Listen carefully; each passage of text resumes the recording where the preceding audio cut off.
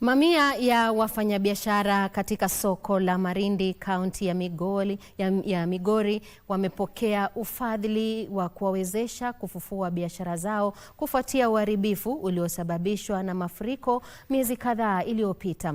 Mwakilishi mwanamke bungeni wa kaunti ya Migori, Fatuma Mohamed, amesema kuwa fedha hizo zitawezesha wafanyabiashara kuanza upya biashara zao baada ya hasara waliopata kutokana na mafuriko. Kwa upande wao, wafanyabiashara hao walisema msaada huo umejiri wakati unaofaa na wakatoa wito kwa wanakandarasi wanaohusika na ujenzi wa soko la kisasa la Marindi kuharakisha shughuli hiyo ili wapate mazingira salama na bora ya kufanya kazi.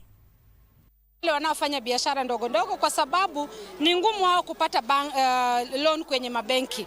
Ndio tukaona kama wale waliochaguliwa tuungane pamoja kama marafiki tuweze kuchangia.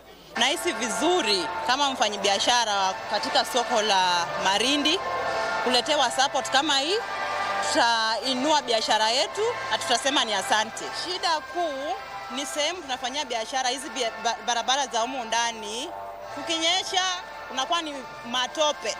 Tunakaa kama wenye wanafanya biashara kwa zizi la ng'ombe. Ya pili, ikiwa ni wakati wa mwangaza, jua kali, tunachapwa na jua. Sasa wafanye hivyo, wamalize biashara ya kufanya mazuri. Tutashukuru.